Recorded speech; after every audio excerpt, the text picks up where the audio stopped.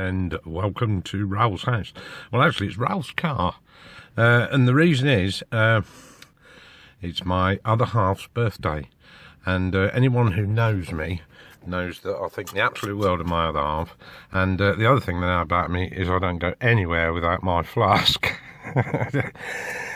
So what I'm going to do today, I'm going to go and get her a lovely birthday card, and I'm going to show you why I am rewiring my house to give you a better idea of what the electrical installation is like, and the way I'm going to tackle it, because I've talked already about replacing the lighting loom on the upstairs floor, and well, it isn't going to be a ring circuit, it'll be a radial circuit, but I'll talk more about that when I get there.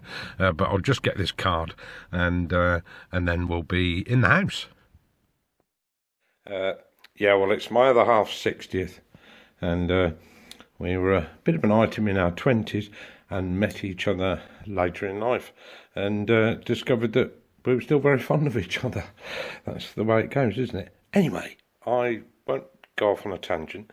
I was going to come in and talk about the electrics and why I am rewiring the whole house. Lots of reasons, not least of which is that old fuse box, and I think, I forget now how many's in it, I think 4, maybe 5. Let's have a look. Yeah, 4 fuses. So I would think there's a couple of lighting circuits. I think there was one for the immersion heater and one ring main, if it's even a ring main. And just to give you some idea of how bad it is, I'll just show you some other parts of the house. But before I do that, one of the difficulties I've got is there's the powering DRO. I can't touch that. There's the meter from my electricity supplier, can't touch that. But from the meter, it goes straight to that fuse box, so you've got no way of isolating it. So I have got a double pole isolator switch, which an electrician friend of mine is going to come in and connect up for me, and I will be fitting this, well, somewhere here, just above the gas meter, I think, because it's the shortest run for things called tails. These are tails, you see these? They are 25mm, and because the meter was replaced, well, at least within living memory, obviously these tails were probably changed, 25mm, but what comes out the bottom to the old fuse box is 16mm, if that's what it was when the fuse box was fitted. So I'm going to stick with 25mm. They'll get changed to 25mm. They'll come up the back of the fuse box. Well, they may actually come up the front, it might make more sense. Sorry, the board, fit the fuse box there, and away we go.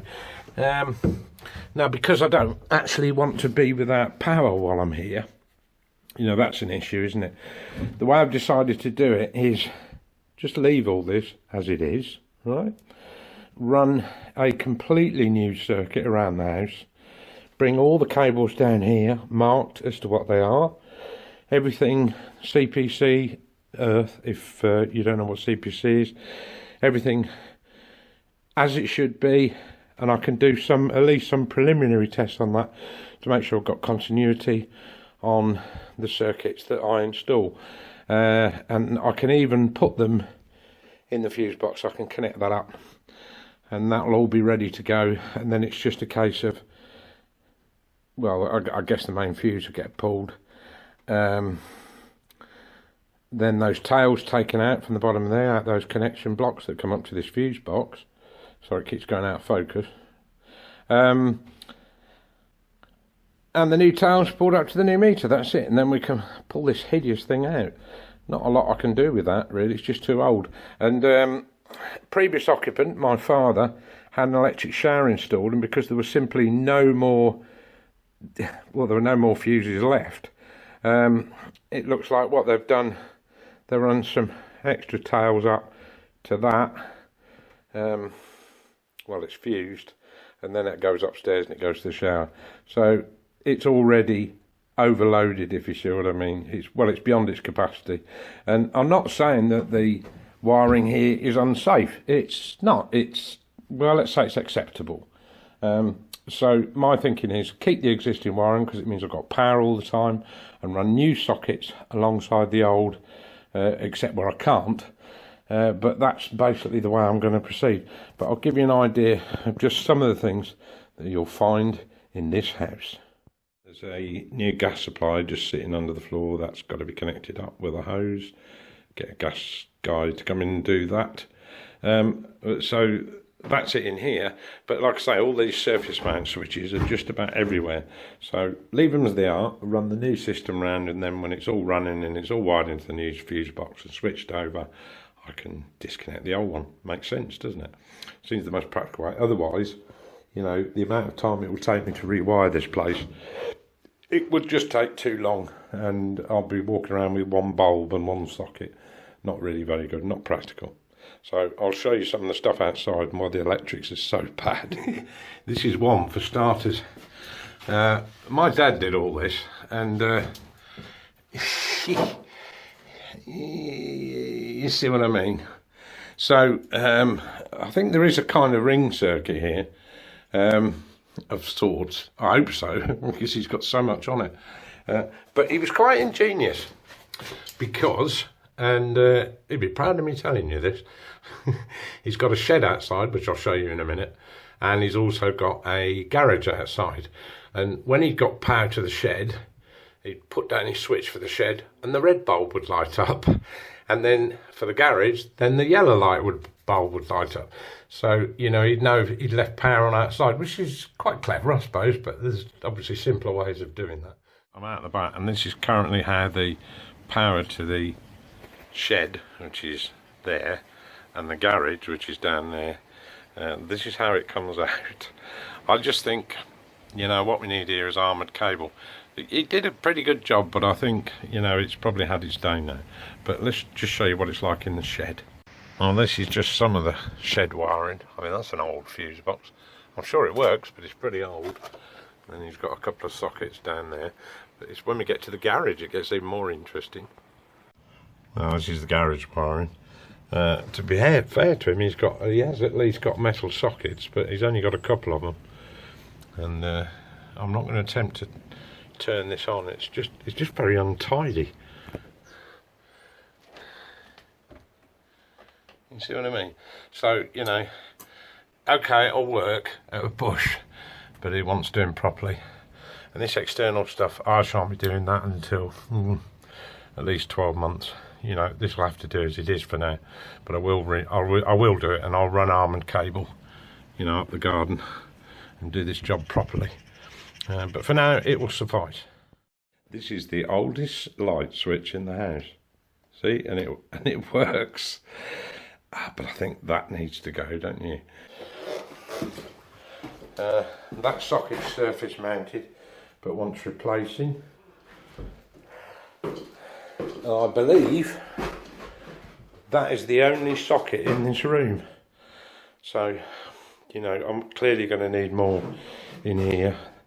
The head of the bed will go in this alcove. I've got to rip this cupboard out as soon as I can. But the head of the bed will go in there. So I'm going to need sockets there. I'm going to need extra lighting here. I've got to move that one to the centre of the room. That one's fairly straightforward though. And there's like a little box room in here, which I think I showed you a while back. That one needs a couple of sockets, 2 sockets perhaps. So these can all be on a radial, because there's not going to be any load on them really, is there? You know, it's not as if we've got cookers or anything like that up here. Worst you'd do perhaps is a bit of ironing. I think that would be alright. So, right, well, we'll just check, see how this plaster's doing. Oh yes, it's not fully dried out, but it's certainly gone off, and that's enough to run a cable up this conduit. So I'll see how we do for time today. May be able to do that, I may not. But unfortunately it's very, very overcast, very poor light, and you know, with me being 60, I need bright lights these days. So we'll kind of see how we go today.